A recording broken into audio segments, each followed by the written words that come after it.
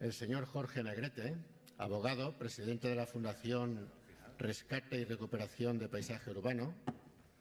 El señor Joan Casadeval, socio fundador de Gabinete del Color.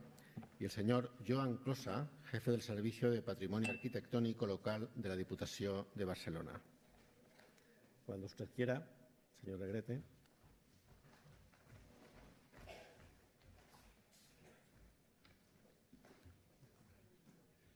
Buenas tardes.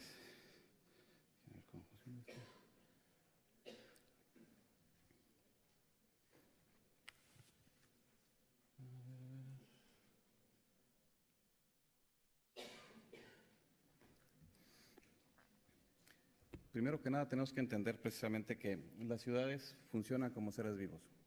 Es decir, van evolucionando, van creciendo, se van modificando, en algunos casos incluso van desapareciendo.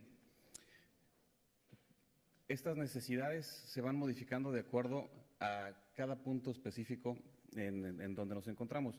La experiencia que nosotros les vamos a platicar son precisamente las experiencias que tenemos nosotros solamente en México, porque son totalmente distintos lo que podemos encontrar en ciudades europeas que las que podemos encontrar en ciudades latinoamericanas, y las necesidades son distintas.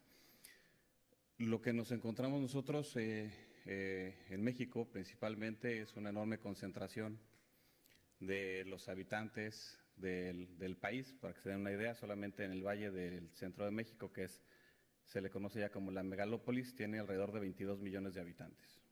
O sea, la quinta parte de la población total del país está concentrada en un área muy pequeña, y eso trae como consecuencia una serie de presiones muy importantes para irles dotando de estos requerimientos específicos que necesita la gente, que van desde los más básicos, que son la habitación, el transporte, el agua, lugares para que puedan acceder rápidamente al trabajo, etcétera, etcétera, etcétera, etcétera.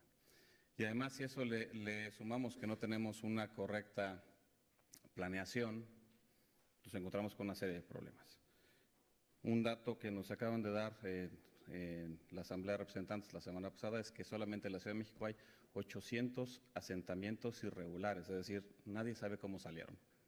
Nadie los planeó, nadie los tiene controlados, simplemente aparecieron. Y eso trae una serie de problemáticas muy importantes para todos los que están involucrados en la planeación de la ciudad y en gestionar estos problemas.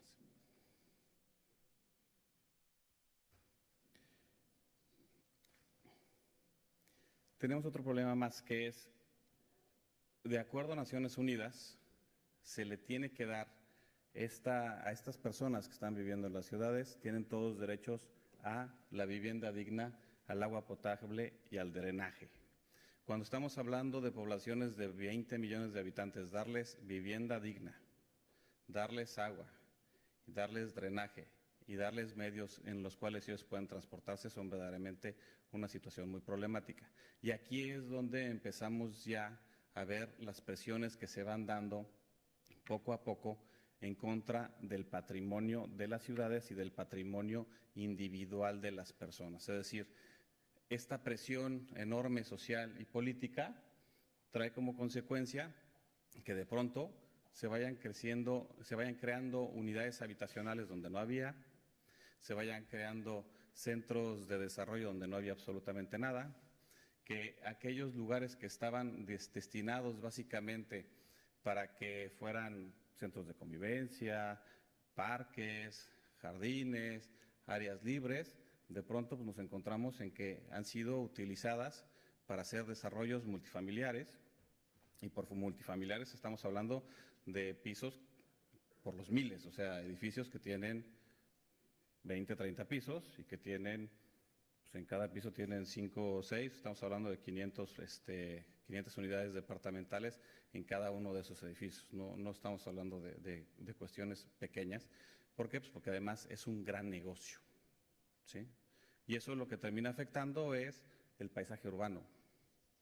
Todos estos puntos que son muy importantes para todas las ciudades, que les dan esa identidad mediante la cual nosotros podemos reconocer que una ciudad es, a través de una fotografía podemos decir, bueno, pues esta ciudad es Barcelona, esta ciudad es Madrid, esta ciudad es la Ciudad de México, en la medida que nosotros vamos permitiendo que la presión que viene de todos estos problemas que causa la necesidad de otorgar habitación y servicios a la gente se vaya deteriorando, incluso con un problema muy grave que tenemos en México, que es la expansión irrestricta de la publicidad exterior, pues vamos viendo cómo vamos afectando el paisaje urbano y vamos afectando nuestra identidad como ciudad, ¿no? ¿Cómo se puede afectar el patrimonio? ¿Cuáles son lo que vemos nosotros que puede terminar afectando el patrimonio de la ciudad y de las personas? Tenemos varios puntos. Primero, puede ser solamente el Estado, ¿sí? Puede ser el Estado junto con particulares o pueden ser simplemente los particulares.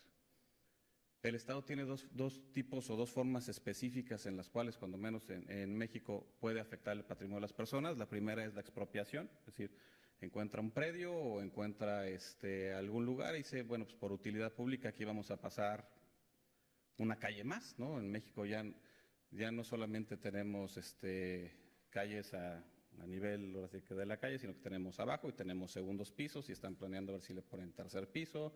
O sea, en otras ciudades están pensando en ir quitando estos grandes desniveles y nosotros estamos viendo cómo le vamos poniendo más y más y más porque pues, no hay manera de circular. Entonces, la autoridad lo que dice es determina este predio lo vamos a utilizar, una causa de utilidad pública y hace una expropiación. ¿Qué medidas de defensa tienes ahí? Pues, la verdad es que tienes muy pocas. Si se acredita la utilidad pública, pues el Estado se va a quedar con tu inmueble, te va a pagar una cantidad de dinero, ¿cuándo? Pues cuando quiera y cuando pueda. La verdad es que hemos visto asuntos en los cuales se les ha pagado a los dueños originales el valor que determinó el Estado, que además es un valor catastral, no es un valor comercial. Normalmente los valores catastrales, que son el punto bajo el cual tú vas a pagar los impuestos, son menores al valor comercial, se lo acaban pagando 20 o 25 años después de que el Estado ya utilizó el predio, que es un problema, ¿no? Y además se supone que solamente lo puede utilizar para la causa para la cual fue expropiado y a veces lo utilizan para lo que se les da la gana, entonces ahí hay una problemática, ¿no? Y el segundo punto con el cual el Estado se puede afectar el patrimonio de los particulares e incluso puede afectar de corporaciones, etcétera, es una nueva figura que utilizan ahora, que es la extinción de dominio.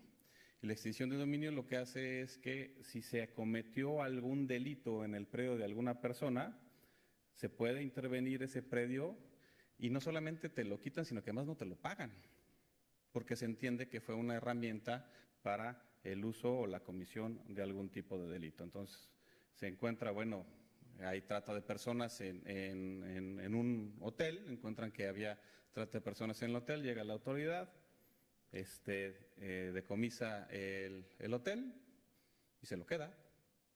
Si quiere lo demuele, si quiere lo vende, si quiere hacer lo que se le da la gana. Pero el chiste es que el dueño, que en el 99% de los casos ni siquiera se enteraba de que tenía algún tipo de problemática, de que algo estaba pasando dentro de ese lugar, pierde el predio. Entonces esa es una manera también que tenemos de que el patrimonio puede ser afectado. La segunda es el Estado y los particulares. Es decir, el Estado puede, y aquí más que nada no están afectando derechos específicos de un individuo, sino que se afectan en este caso lo que se llaman los derechos difusos, es decir, todos aquellos derechos de los que la colectividad tiene un beneficio.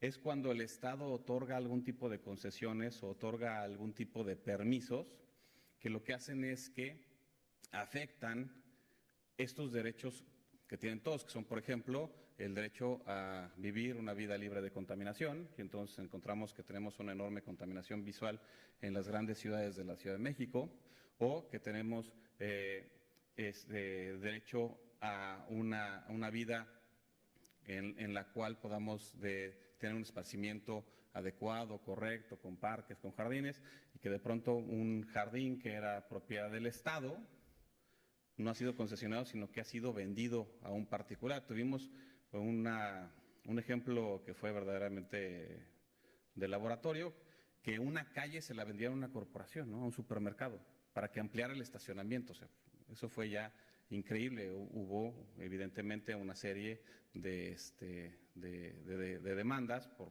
medio de las cuales se echó para atrás esto, pero venderle a un supermercado una calle para que ampliara el estacionamiento, ¿no? Y ya la gente no podía pasar, tenía que dar una vuelta enorme, eso ya era el colmo de los colmos y eso pasó en la Ciudad de México hace no mucho tiempo, tiene poco tiempo que pasó. Entonces el Estado y los particulares también pueden ponerse de acuerdo para afectar el patrimonio tanto individual como el patrimonio colectivo. Y el tercer punto es los particulares. Y desgraciadamente en países como México, pues los particulares a veces no de acuerdo de manera institucional con el Estado, sino de acuerdo con algunos funcionarios a través de actos de corrupción, lo que hacen es que se adueñan de predios, ¿no? O tienen una zonificación específica, algunos predios en los cuales solamente se puede construir 3 pisos y de pronto ves edificios que tienen 10.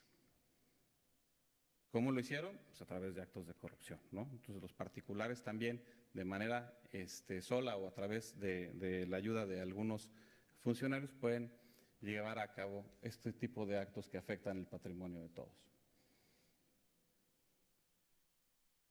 ¿Qué medios de defensa tenemos?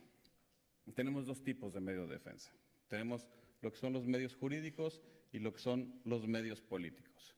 Los medios políticos son 2. Una, o vas y presionas a tu representante en el Congreso, lo que realmente, cuando menos en México, no sirve para nada, ¿no?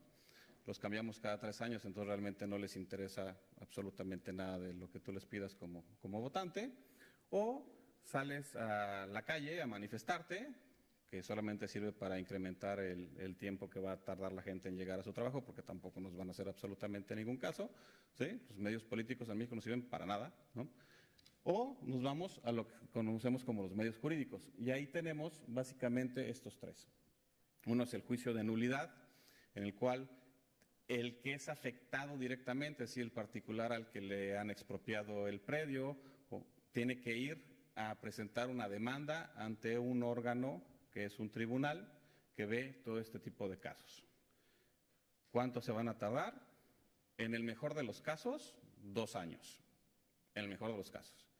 Y de ahí, una vez terminado todo el procedimiento del juicio de nulidad, que no tienes ninguna garantía de que lo vayas a ganar, seguramente vamos a terminar en un procedimiento de derecho constitucional, que es el juicio de amparo, en el cual pues, el 99% de los procedimientos en México terminan, ya sean en materia administrativa, en materia del trabajo, en materia civil, prácticamente todos terminan en el juicio de amparo, y el juicio de amparo se va a tardar cuando menos 1 año más, si no es que 1 año y medio. Estamos hablando de procesos que duran 3 años, 3 años y medio, con ninguna garantía de que se van a ganar.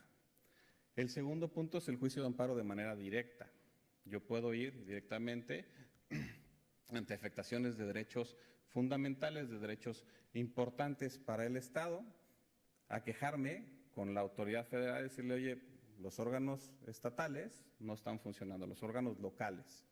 Necesito que la justicia federal intervenga, que la justicia federal estudie el caso, estudie las posibilidades que tiene el caso, estudie si realmente se cumplieron con todos los preceptos constitucionales, se cumplieron con todas las obligaciones constitucionales que le marca el Estado a sus propias autoridades para la emisión de los actos que son estos, que son actos de molestia, y no siendo así, lo echemos para atrás.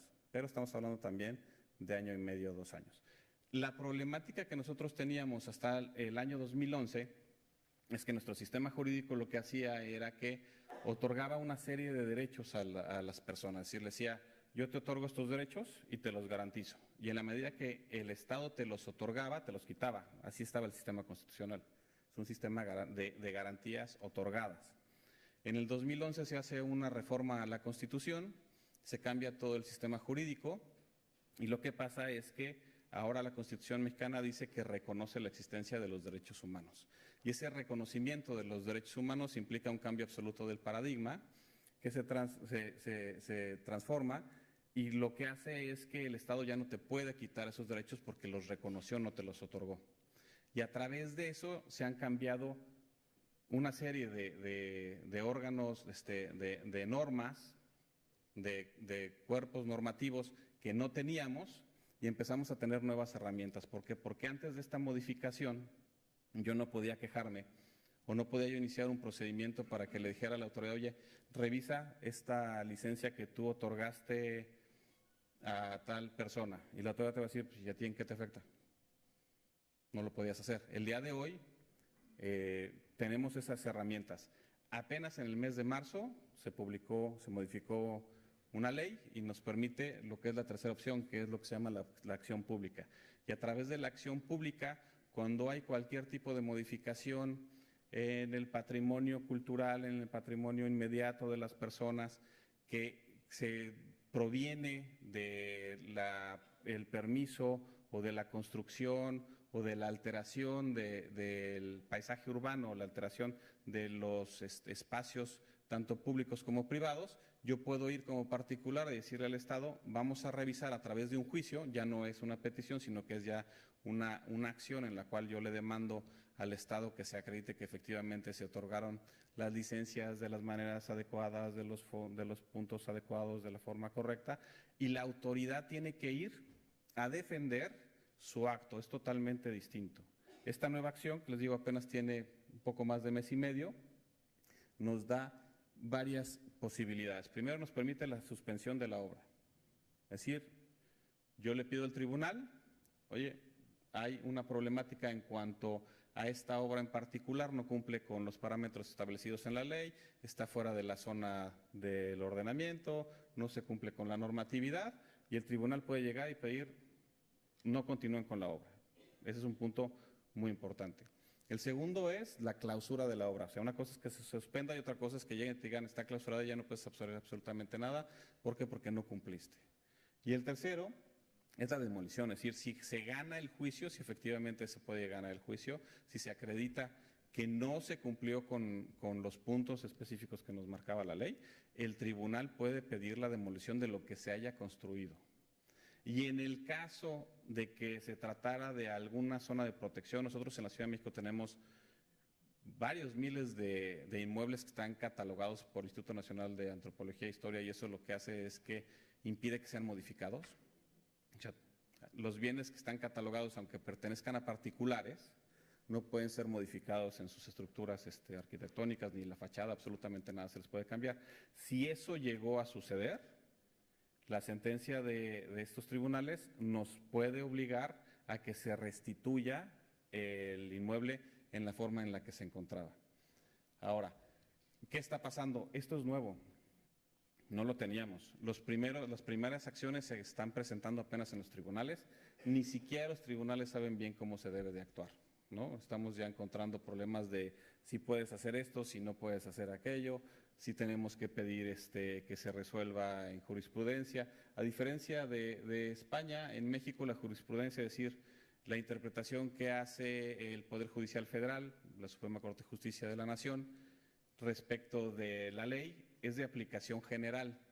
Yo sé que en España eso no sucede. Allá cuando la Corte dicta jurisprudencia, determina que una norma se tiene que aplicar de una manera específica, esa es la manera en que se tiene que aplicar por todos los tribunales y por todos los jueces. El día de hoy, cuando estamos apenas en el umbral de este movimiento, en el umbral de estas acciones que son muy novedosas para nosotros, pues estamos todavía peleando en el primer piso, en el juez que recibe la acción, el juez que lo está revisando, el juez que apenas está viendo la posibilidad de la aplicación, la posibilidad de que sea válido y nos falta todavía muchísimo por hacer. Esto es en cuanto al patrimonio particular. Ahora, ¿qué hacemos, por ejemplo, cuando hablamos de patrimonio que es intangible como es el paisaje urbano? Ahí tenemos otras acciones que son más complicadas, no son tan efectivas, que es, por ejemplo, cuando tenemos la publicidad exterior que está verdaderamente desordenada en la Ciudad de México. Ahí lo que nosotros tenemos es que presentar una serie de procedimientos ante una autoridad específica, que es el Instituto de Verificación Administrativa del Distrito Federal, y lo que hace el instituto es que una vez presentada la queja de los particulares, yo puedo llegar a decirle, oye, en tal dirección, en tal lugar, en tal situación se encuentra una publicidad que no cuenta con el permiso para presentarla, porque tenemos una ley particular de publicidad exterior, y el instituto tendrá que ir, verificar que efectivamente se encuentra ahí el anuncio, la estructura publicitaria, si cuenta o no cuenta con los elementos que le exige la norma, y si no, se hace otra vez la suspensión y después ellos inician un procedimiento administrativo en el que ya participa la empresa de publicidad, el gobierno de la Ciudad de México. Después de ese procedimiento administrativo que es un procedimiento que dura alrededor de año y medio, 2 años, se van al juicio de nulidad, después del juicio de nulidad se van al juicio de amparo y estamos peleándonos durante 5, 6, 7 años.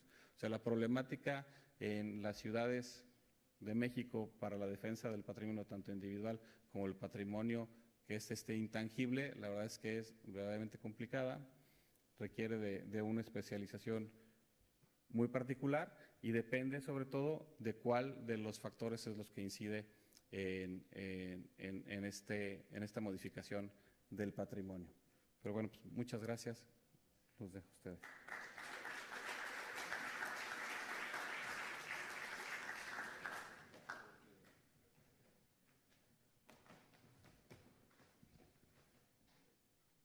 Sí, hola, buenas tardes. Gracias a la organización por invitarme.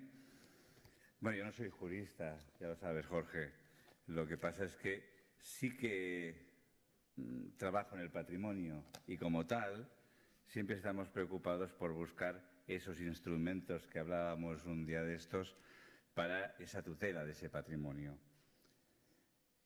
Entonces, yo voy a hablar sobre ese concepto de patrimonio tan genérico en el cual en esta imagen se refleja muchas de las cosas que se han hablado aquí, desde conceptos de costumbres, gentes, construcciones, paisaje agrario, incluso el reclamo turístico que representa este tipo de imágenes muchas veces. Frente a ello, nosotros somos una consultoría de muchos municipios sobre temas del color, temas de cómo regular el paisaje.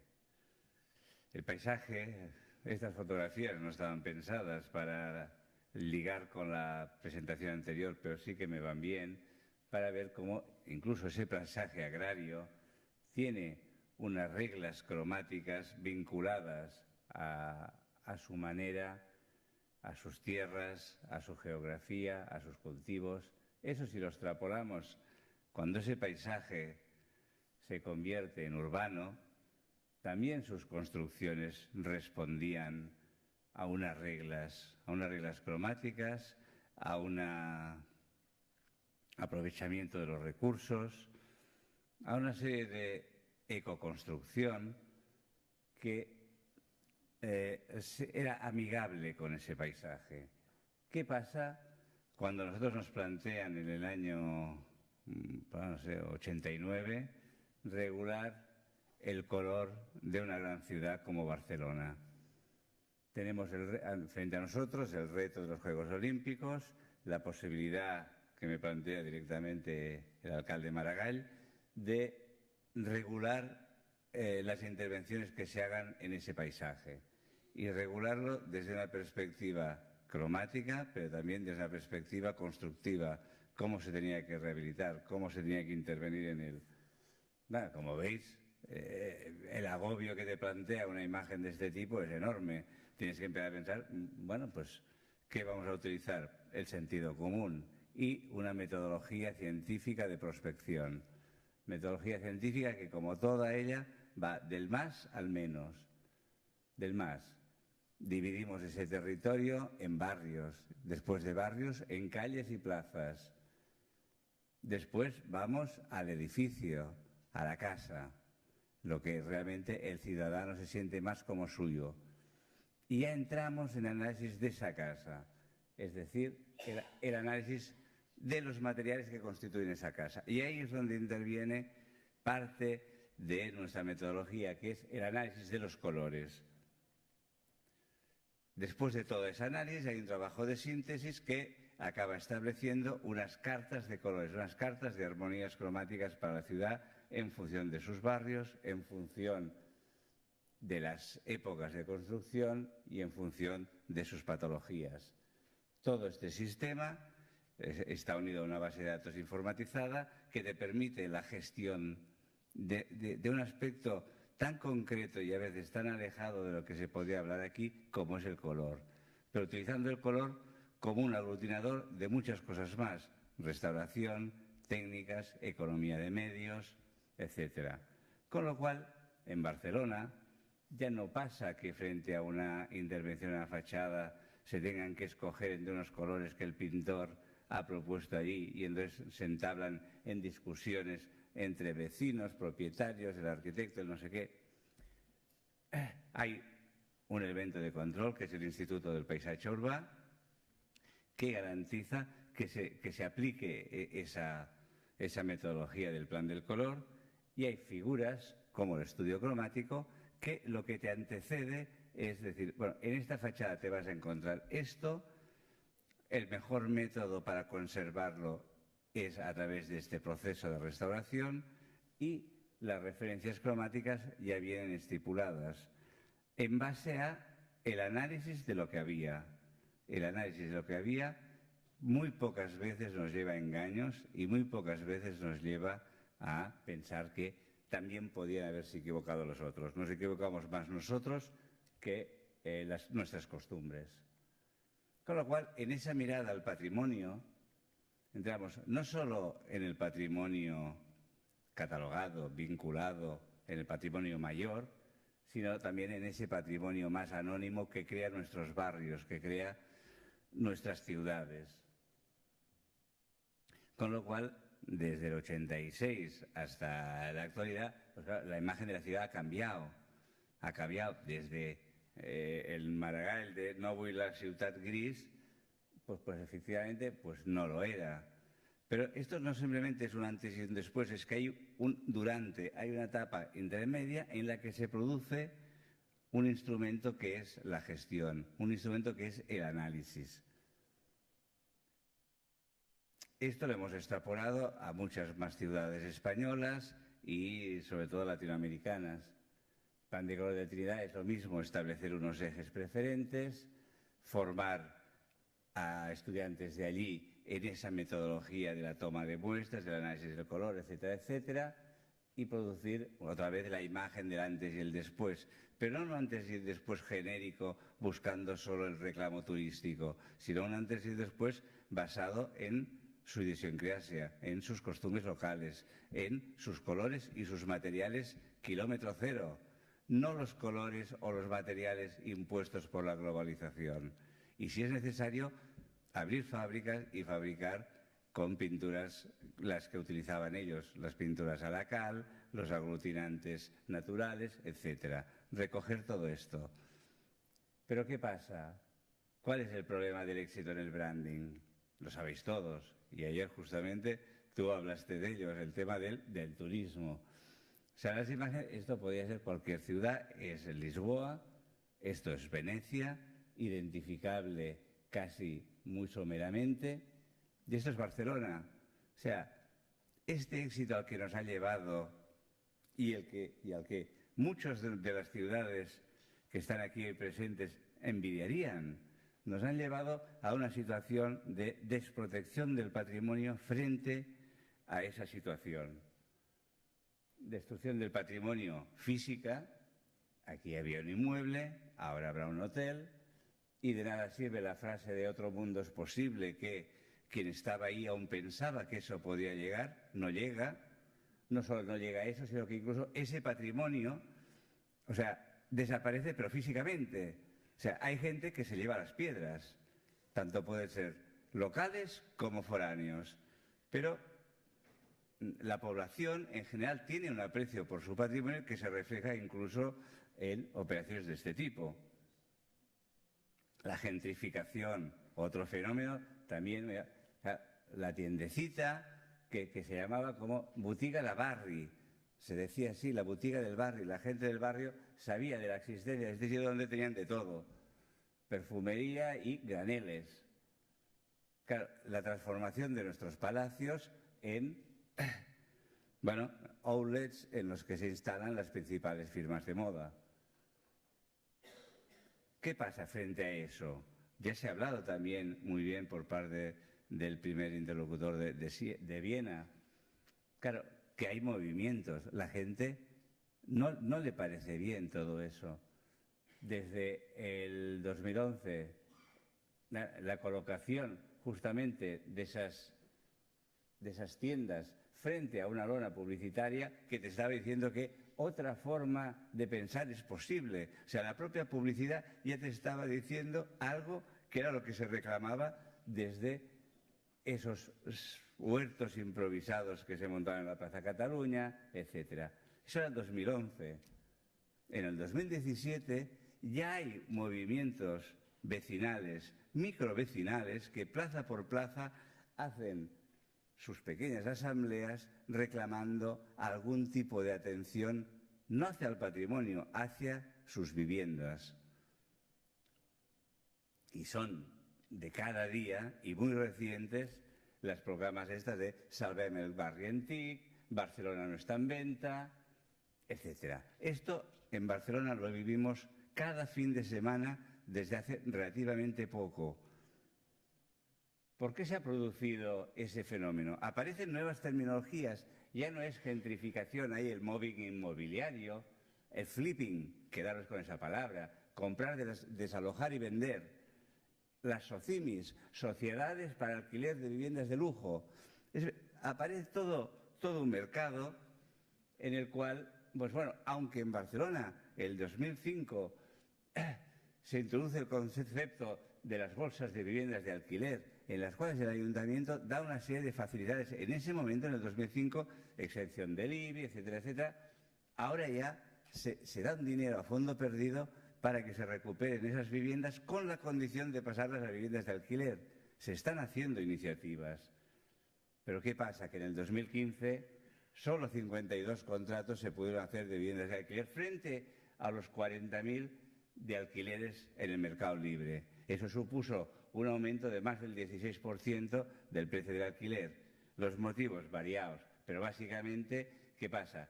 Que se compra patrimonio, no solo patrimonio monumental, sino ciudad. En Ciutat Bella el 86% de las compras de vivienda fueron fondos de inversión y a nivel de todo Barcelona el 83% de las compras de pisos se destinan a pisos de lujo, con lo cual la gentrificación, el turismo, la destrucción del patrimonio. Pero frente a ello hay esperanzas, hay buenas prácticas. ¿Qué es lo que pienso que se tenía que hablar aquí? Buscar una manera de frenar todo eso. ¿Cómo lo han hecho en otros países o en otras ciudades? De todas maneras, para el caso de esas ciudades como México, que sé que también está intentando tirar adelante la marca México, que es DF, o no, México Ciudad de México, ¿vale? Pues tenéis que procurar no caer en los errores que hemos caído muchas de estas ciudades europeas, que es ofrecer nuestro patrimonio al mejor postor. Parece que si no viene un hotel o una casa de modas a instalarse en un edificio emblemático o en un edificio catalogado, su restauración es imposible. Confiamos la restauración a los entes privados. Eso no puede ser. O sea, empezar a blindar esa marca para que según qué cosas no pasen. Berlín o París establecieron hace poco, y ahora se espera que también lo haga Barcelona, unas cuotas en los alquileres que no puedan sobrepasar ciertos límites del 10% en el caso de París, del 20% en el caso de Berlín. Bogotá, no sé si hay algún colombiano aquí que lo pueda confirmar, pero se establecen unas plusvalías muy importantes cuando la ciudad se ha mejorado el espacio público y eso conlleva que se instalen allí nuevas licencias de actividad. Eso lleva a unas plusvalías que después tienen que generar el beneficio de toda la comunidad. No puede ser que entre todos arreglemos unas calles, arreglemos un paisaje y entonces solo se beneficie el ente, el privado, aquella multinacional o aquella tienda de barrio que decide cambiar de barrio e instalarse allí. Paga lo mismo que las mismas tasas municipales que cualquier. Pagará evidentemente un poco más de actividad y de IBI, pero no genera una plusvalía para toda la comunidad. En Barcelona recientemente se ha aprobado la ordenanza de usos de establecimientos turísticos, con todo lo que ha generado de problemática de limitar una actividad o limitar un negocio. No había más remedio. Hay que realizar un planeamiento urbanístico que tenga en cuenta estos factores, que tenga en cuenta no solo la protección del patrimonio arquitectónico, sino la protección de la memoria del lugar. Esto es un barrio, Sant Andreu. Esta imagen, vale, de acuerdo que hubo una nevada, el año 62, etcétera, etcétera, pero ahí la comunidad se echa a la calle para arreglarla y que el tránsito sea posible. Pues yo no espero otra nevada, pero que como mínimo el paisaje, las viviendas sigan teniendo esa misma relación de calle-vivienda. Entonces, eso ha sido posible saltándose y estableciendo un plan especial en el cual no permite el crecimiento en altura, aun cuando reglamentaciones anteriores sí que lo podían permitir. Se llega a un acuerdo con los vecinos, hubo mucha presión vecinal de Salvem el Cascandic de Sant Andreu, y realmente los vecinos lo que querían era seguir viviendo como vivían en el 62, con esas casitas, que no se empiecen a hacer esas remontas, esas sustituciones de la edificación y tal. Con lo cual se establece un precinto en el cual no puede crecer la edificación establecida, aun cuando por su zonificación y por su calificación urbanística la pudiera tener. No, se precinta y se bloquea el crecimiento en una zona muy determinada, en la que además se propiciará que los interiores de manzana, el concepto ese casi traspasado del ámbito rural de la casa y l'hortet, la casita y el jardín, se pueda recuperar. Establecer todo tipo de incentivos para que el interior de la manzana se recupere casi como un corredor biológico, como un elemento que ha desaparecido pero que todo el mundo quiere, que de alguna manera su vecino no instale una piscina, sino que plante un árbol.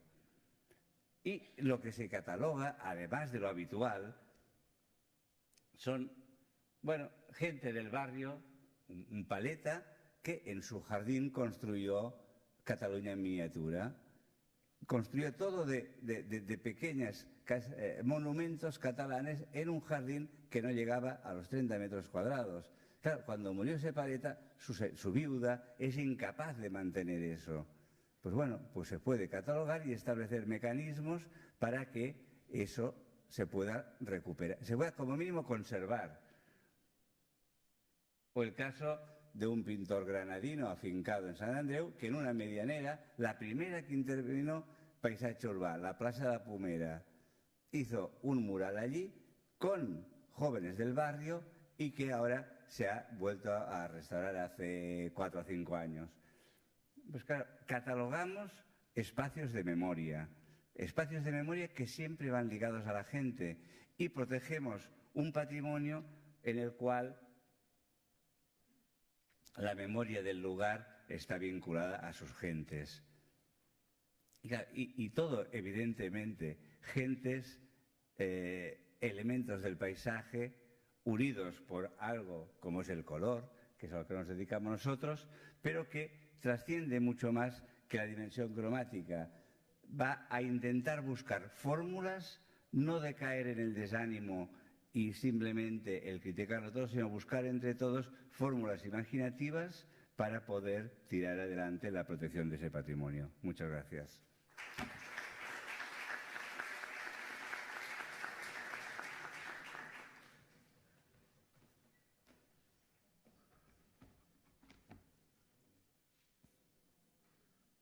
Buenas tardes, muchas gracias por la invitación y por vuestra asistencia.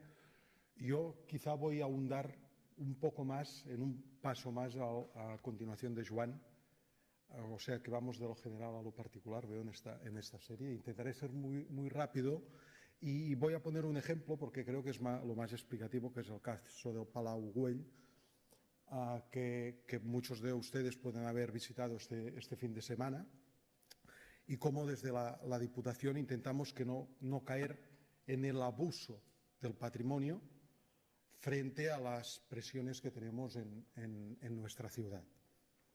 Un poco de presentación. El servicio que tengo el placer de dirigir fue creado en el año 1914, o sea, tenemos ya unos cuantos años de experiencia en el mundo del patrimonio. ¿Y cómo actuamos en los monumentos? Pues muy rápidamente, siguiendo las teorías del siglo XIX, de Viollet-le-Duc, en sus casos de reconstrucción y de repristinación. Su mayor victoria en este caso es la Cité de Carcassonne. Este es un ejemplo de esta repristinación hecha por el mismo servicio en las murallas de Tarragona. O la otra línea en algunos proyectos, que es el caso de John Ruskin, el caso del Arts and Crafts, del romanticismo, donde el edificio muere. Como antes decía el señor Negrete, de que las ciudades pueden morir, los edificios mueren y a veces se tiene que evitar que mueran o dejar que mueran porque todos tienen alma, como en el caso también del Servei en el arco romano del Pont del Diable, recientemente entregado el proyecto. También tenemos referencias a los maestros italianos Candelo Boito y Gustavo Giovannoni, que realizan restauraciones ya más científicas, diferenciando lo antiguo de lo nuevo.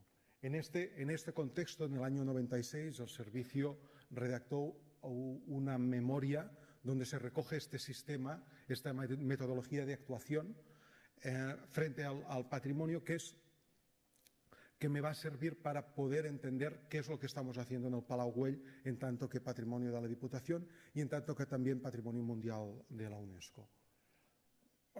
¿Qué valores tiene un monumento? ¿Qué valores tiene un patrimonio? Como ya se ha dicho hace un momento, hay unos valores documentales, unos valores materiales o arquitectónicos y unos valores de significado, de sentimientos, de arraigo. Anteriormente, el señor Matías del Ayuntamiento de Sabadell también comentaba de esta singularidad, de este arraigo y de esta significación de cada paisaje urbano o de paisajes rurales a la ciudadanía. Desde este conocimiento, desde estos valores, ¿cuáles son los objetivos que nos marcamos? Proteger, disfrutar y transmitir, objetivos básicos en el mundo del patrimonio. Y aquí me uno también con Joan. Hay patrimonio de primera división, patrimonio mundial de la UNESCO, patrimonio que juega la Champions League, que está arriba del todo. Aquí, en lugar del Taj Mahal, podría haber el Palau Güell, está en ese tipo de patrimonio. Pero nosotros creemos que hay otro tipo de patrimonio, que no es patrimonio mundial de la UNESCO en ninguno de los casos, pero sí que es un patrimonio significativo para la gente que vive en aquel lugar. Es un patrimonio significativo para la gente, sentimental, que tiene su arraigo y su identificación. ¿Cuál es el método para conocer estos valores y actuar después en el patrimonio? Sencillo, casi clínico. Es sencillo, pero nos hartamos de repetirlo, Joan, y no cala, pero bueno, vamos a repetirlo de nuevo. Hay unas etapas que la primera es el conocimiento, la segunda es la reflexión, la tercera la intervención y la última el mantenimiento. Primero tenemos que conocer cómo es el enfermo para poder diagnosticar su enfermedad y aplicar las terapias necesarias para su cura, para finalmente, si es necesario, realizar un mantenimiento para que su transmisión a las generaciones futuras sea en el mejor estado posible. Y aquí quiero entrar con un pequeño concepto pero muy importante, que es la autenticidad en el patrimonio. Y pues quiero poner un ejemplo que está en el otro lado de la acera. Es el pabellón de Mies van der Rohe, que fue construido en 1929, pero en el año 1930 fue derruido, la exposición pasó, pero en cambio fue reconstruido en el año 85. La materia no es la original, el proyecto tampoco, el proyecto sí, la ubicación también lo es, y el significado en el mundo de la arquitectura moderna lo es. Con lo cual, los que visitan el pabellón realmente no quieren ver la obra del restaurador, sino que quieren ver la obra de Mies van der Rohe.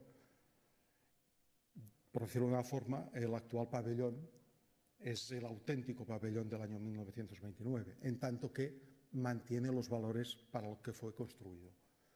Con lo cual, ya lo decía la Carta de Venecia en el año 64, la Carta del Restauro, unas cartas que los restauradores tenemos presente, no son de obligado cumplimiento, pero son nuestro vademecum. Decía que la autenticidad de un monumento no está en la originalidad de la materia, sino en la capacidad de esa materia de transmitir esos valores que les comentaba que tiene cada monumento. Cada monumento, y esto lo podemos extrapolar también a cada paisaje urbano, a cada rincón, a cada parte de nuestra memoria sobre la cual tenemos que intervenir. Yo me he centrado en el tema del Palau Güell, en tanto que Joan hablaría de la gentrificación, y nosotros tenemos ese problema, y en tanto que el señor Negrete estaban iniciando los pasos para llegar a una marca, a un branding, pero sin caer en los problemas que estamos teniendo nosotros. Y aquí nos enfrentamos a Gaudí, y Gaudí es un monstruo, en el buen sentido de la palabra. Un Gaudí que tiene la capacidad de poder ser visto desde un punto de vista estrictamente científico a puntos de vista absolutamente divulgativos y además para niños. Un Gaudí que tiene la capacidad de poder absorber obras o trabajos que no son suyos como si fuesen suyos, como el caso de las escaleras del porche de la cripta de la Colonia Güell, que la cripta de la Colonia Güell sí que es de Gaudí, pero las escaleras están añadidas en el año 69 y los pretiles también. Para la gente que lo había visto antes de la restauración, estos pretiles y esta escalera eran de Gaudí. O imágenes publicitarias como estas, donde salen chimeneas del Palau Güell, chimeneas que en los 4 casos que salen en estas imágenes están realizadas por los restauradores, pero que Gaudí ha tenido la capacidad, en tanto que los restauradores han sabido reflejar sus valores en el trabajo, ha tenido la capacidad de hacerse las suyas. Esta publicidad también, en la parte superior de las 4 chimeneas, 2 no son de Gaudí, las otras 2 sí. Otra publicidad de un congreso que se realizaba aquí en Barcelona, las 2 chimeneas que salen en la publicidad no son de Gaudí, están en el Palacio Güell y están realizadas por sus restauradores. Páginas web donde no Gaudí se ha convertido en Gaudí, aunque se haya explicado diciendo que no es Gaudí.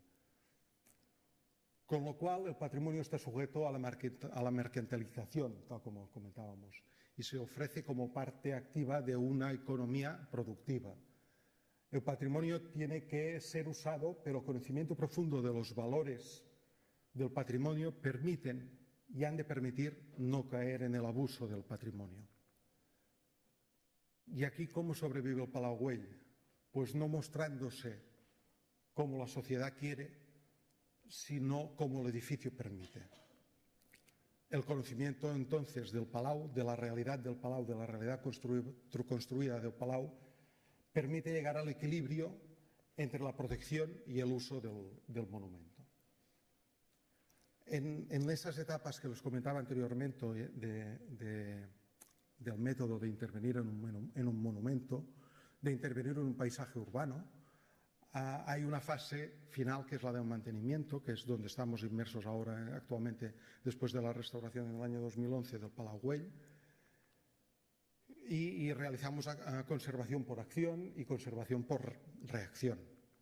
Las conservaciones por acción son las conservaciones programadas, tareas de mantenimiento pautadas, muchas de ellas por ley, ascensores, elevadores, sistemas de extinción de incendios, climatización, limpieza de grafitis, cuestiones de control de aguas sanitarias, etcétera, e instalaciones eléctricas. Y hay otro que es un mantenimiento corrector, que son tareas de mantenimiento pautadas en función del uso, del desgaste del elemento y de la solución constructiva que en su momento se aportó en ese edificio. En el caso de este mantenimiento corrector, hace un par de años nos vimos en la necesidad de actuar sobre las chimeneas restauradas y que salen en todas las fotos y que no son de Gaudí, restauradas en el año 92, como les comentaba.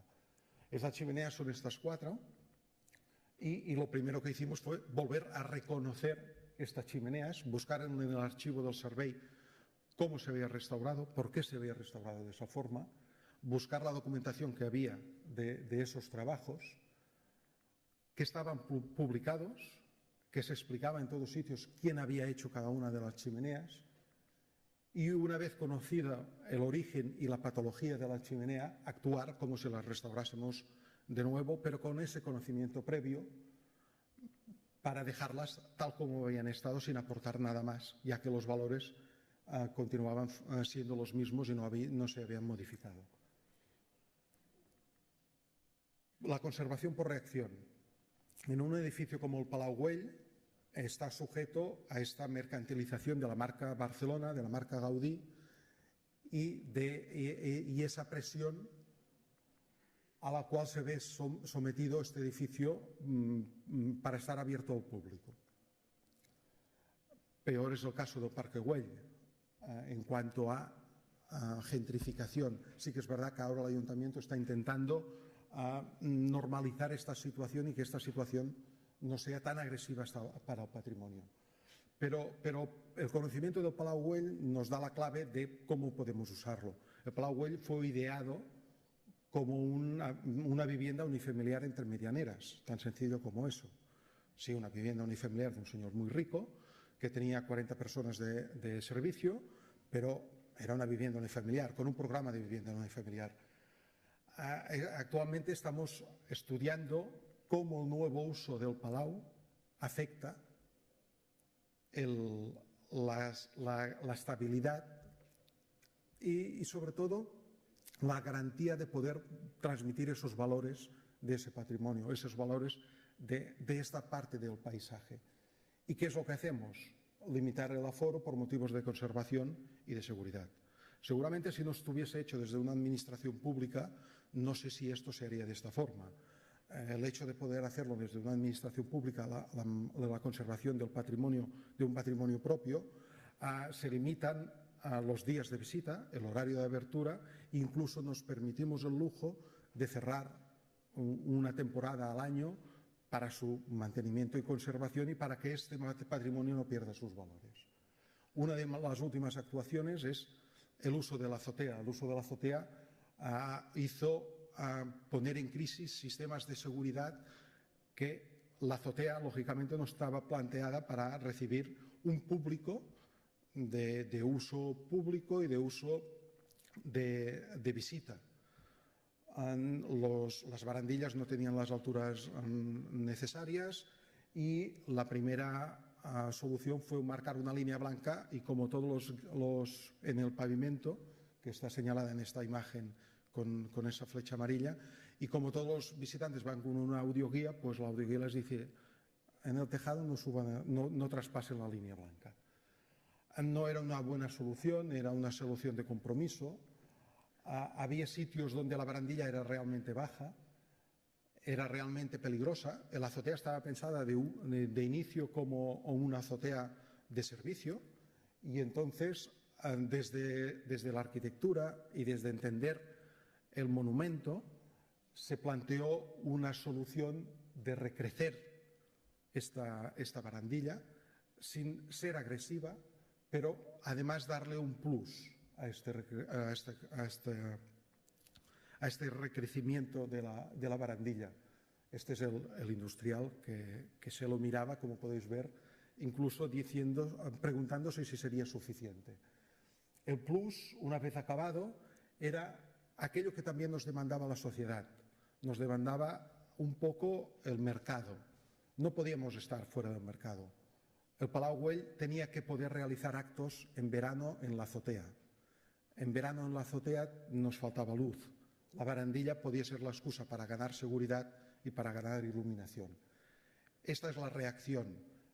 Esta actuación, en cualquier caso, no ha permitido aumentar el flujo de visitantes en el Palau, sí que ha permitido espaciarlos en el tiempo y hay ahora unos determinados días del año que esta parte del Palau está abierta, pero también con una ocupación restringida y siempre intentando velar para que estos valores del patrimonio no se pierdan, estos valores iniciales que les comentaba. Estas son unas imágenes del estado final y esta es una de los actos que en Petit Comité se realizan en la azotea del Palau Güell. Muchas gracias.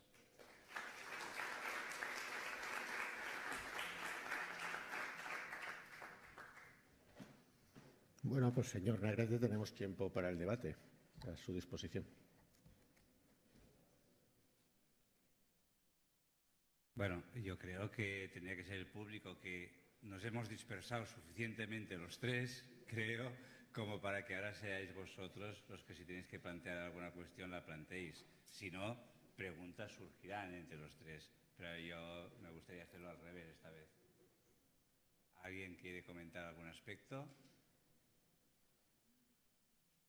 Bueno, como era de esperar, no sabe nada.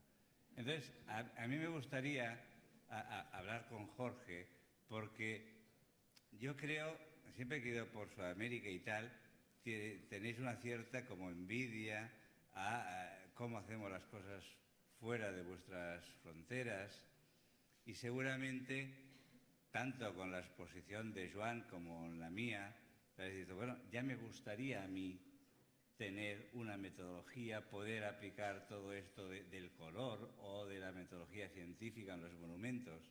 Pero tenéis que recordar que, claro, porque todos somos turistas, aquí cuando hablamos de turismo no podemos estigmatizarnos porque todos somos turistas y todos somos vecinos o miembros de un AMPA o de una asociación de vecinos.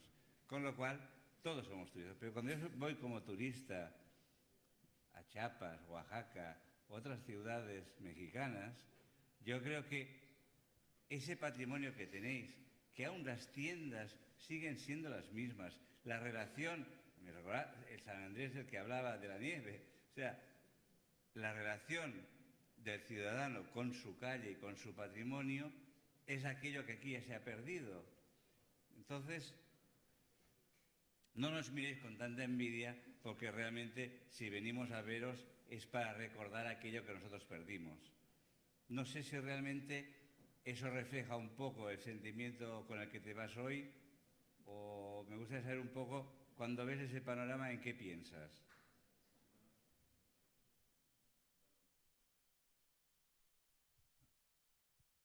Bueno, sí.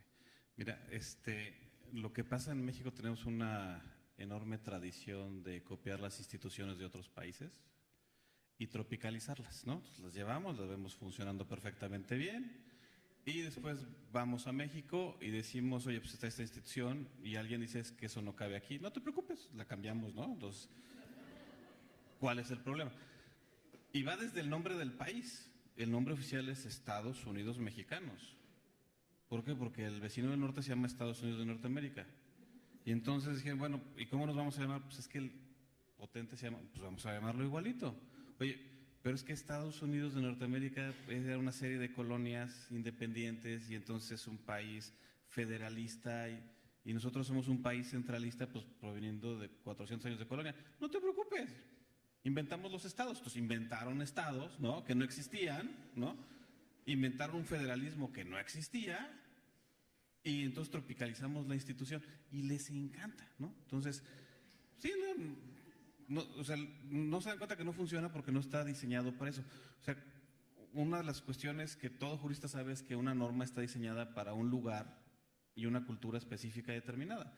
Y cuando tú traes normas de otros lugares, pues no van a funcionar. ¿Por qué? Porque la comunidad que redactó esa norma, para la que sí funciona, pues no es la misma comunidad para la que la estás llevando. Lo que está pasando en la Ciudad de México es algo que ustedes estaban comentando, es la marca, el merchandising. O sea, el día de hoy es CDMX, que significa Ciudad de México, ¿no? Y CDMX por aquí, CDMX por allá. Es una marca registrada, o sea, ya hicieron el registro de la marca. Lo utilizan para buscar más turistas en el extranjero, turistas a nivel nacional, ¿no? Y lo que no se dan cuenta es que, pues sí, puede ser que tengas un beneficio en cuanto a que tengas mayor incidencia de personas, una derrama económica más importante, etc. Pero tiene una serie de problemas que no se están dando cuenta, porque de nueva cuenta pues, tropicalizamos cuestiones que no tienen absolutamente nada que ver. Y tratan de tomar puntos, por ejemplo, las bicicletas, que aquí se utiliza mucho el traslado en bicicletas. Bueno, pues allá llevaron también bicicletas de uso público en el que tú vas y te das una tarjeta y la utilizas y dices, oye, pues qué bueno, vamos a cambiar viajes de autos. Sin más que la Ciudad de México mide de lado a lado alrededor de 80 kilómetros. Pues como no quieras aventarte la vuelta de España, pues no te va a servir absolutamente para nada, ¿no? O sea, las distancias son bestiales, o sea, tú vas de tu casa a tu trabajo y puedes pasar 20, 30, 40, 70 kilómetros en bicicleta. No, pues por supuesto que no. Entonces, no hay esa mentalidad de entender que hay soluciones para ciudades específicas que no funcionan para monstruos como son la megalópolis de la Ciudad de México. O sea, ese es un problema que los políticos no alcanzan a concebir. Dicen, bueno, es que estamos haciendo lo mismo que en Europa, pero eso tampoco tiene que ser necesariamente bueno, ¿no? O que estamos haciendo lo mismo que Estados Unidos. Pues eso evidentemente no es bueno, o sea, tenemos que tener... Evidentemente que no, es de pena ajena, pero podríamos tener soluciones específicas para problemáticas específicas con una idiosincrasia específica, porque latinoamericano tiene una idiosincrasia muy particular, ¿no? Entonces, tú no puedes llevar este tipo de cuestiones y creo que va a funcionar perfecta y absolutamente, ¿no? A mí me gustaría añadir, yo les he echado aquí... Hay una pregunta. Hay una pregunta, perdón. Qué bien.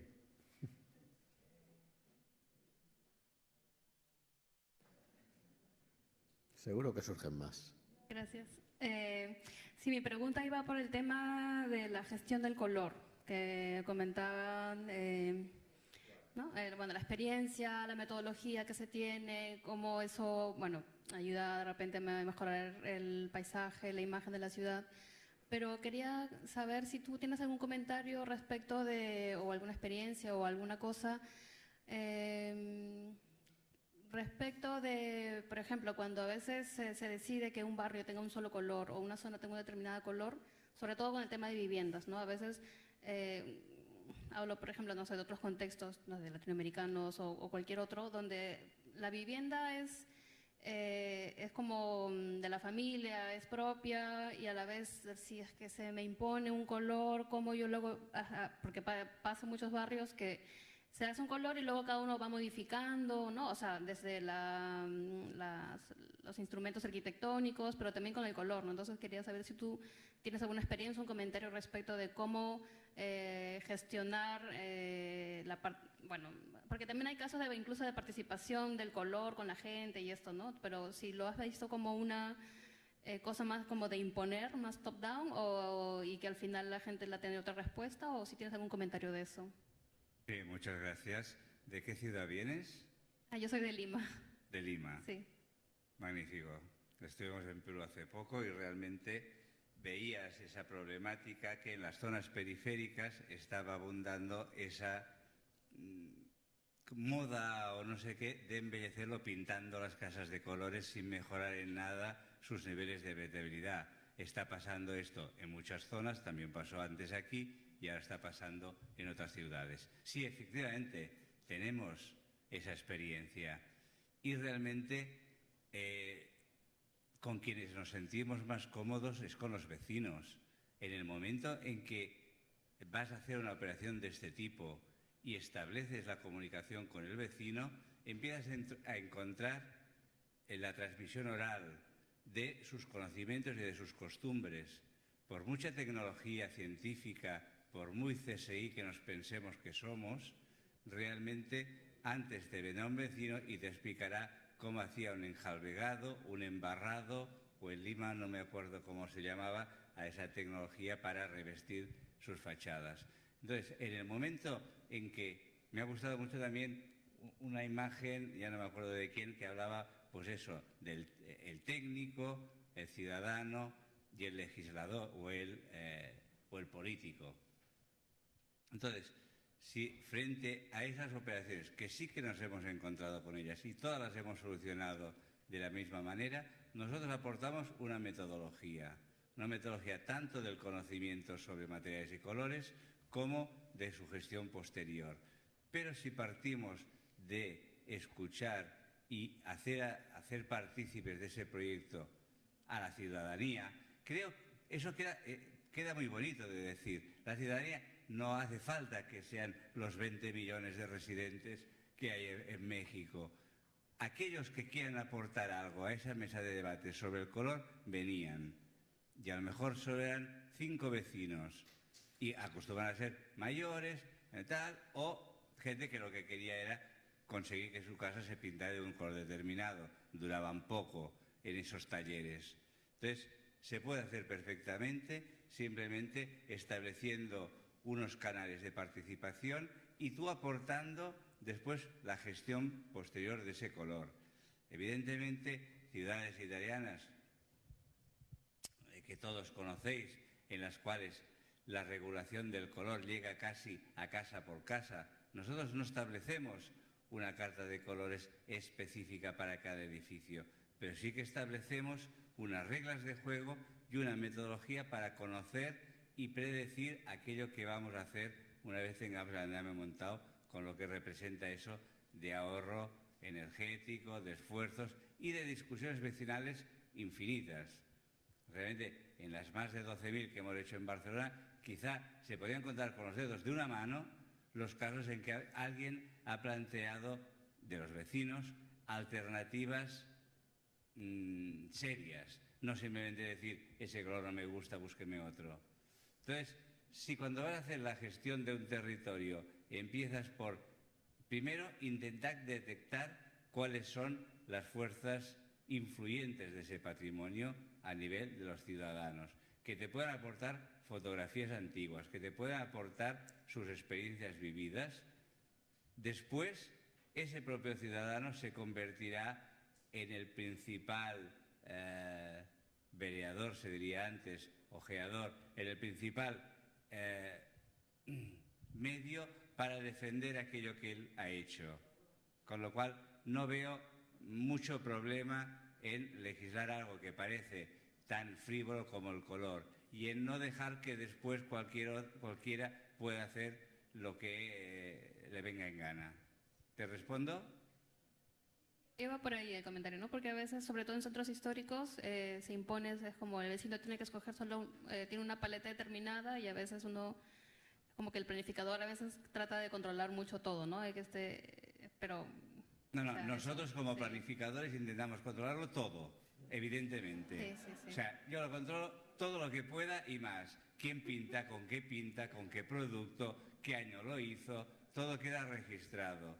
Pero no con una voluntad tan solo de legislar. Evidentemente me encontraba eso que decía Jorge, pues qué bueno, ahí en Europa hacen planes del color, pues vamos a pintar también nuestras casitas de colores y tal y que cual. Entonces viene esa autarquía y esa imposición cromática. Me las pintan todas, no, ya no lo hemos estudiado, nadie ha sacado muestras, nadie ha analizado nada, nadie ha hablado con los vecinos, y aparece alguien, un legislador, que decide, pues con una gama de 3 o 4 colores, pintarlas todas. Claro, entonces, la gente, aunque se lo pinten gratuitamente, se siente agredida en su memoria y en su autenticidad, porque no se produce ese diálogo previo. Es muy fácil decir, vamos a copiar, por ejemplo, la idea de venga, colorines, tal, México lindo y México cromático, tal. Pero si lo hacemos desde esa faceta frívola y sin participación, es un fracaso absoluto para el patrimonio también. Porque realmente, claro, estoy harto de ir a Bilbao y tal, y ver los mismos colores y la misma carta de colores que se utilizó en San Marco o en cualquier ciudad italiana. Esa imagen tópica de lo mediterráneo traspasada al Atlántico. Es absurdo, pero es lo fácil. ¿Algo más? Yo quería añadir que el rollo que os he metido con los valores y la autenticidad y demás iban sobre todo para poder visualizar que en el caso del paisaje urbano los valores son los mismos que en el patrimonio.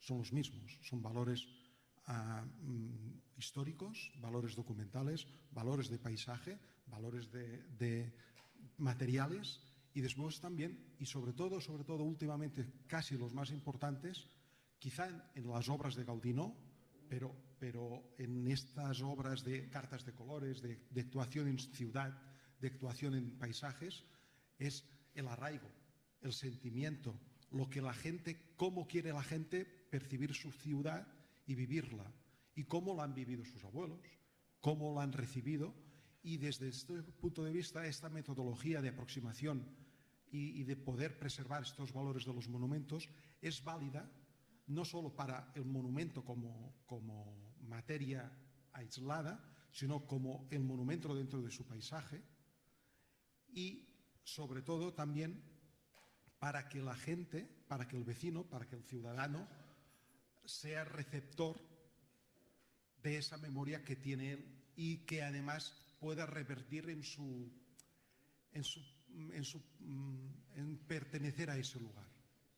En ese sentido, yo creo que Joan, cuando hacen las cartas de colores, lo primero que hacen es ver históricamente cómo habían estado pintados, antes de sacar ninguna muestra, y escuchar a los mayores por qué habían pintado de esos colores. Y a partir de aquí ya sacaremos muestras. Y a partir de aquí sacaremos conclusiones. Y a partir de aquí se planifica, claro que sí, porque si no es la autarquía. Pues muchas gracias a los señores Negrete, Casadevall y Closa por su cromática y pasional exposición.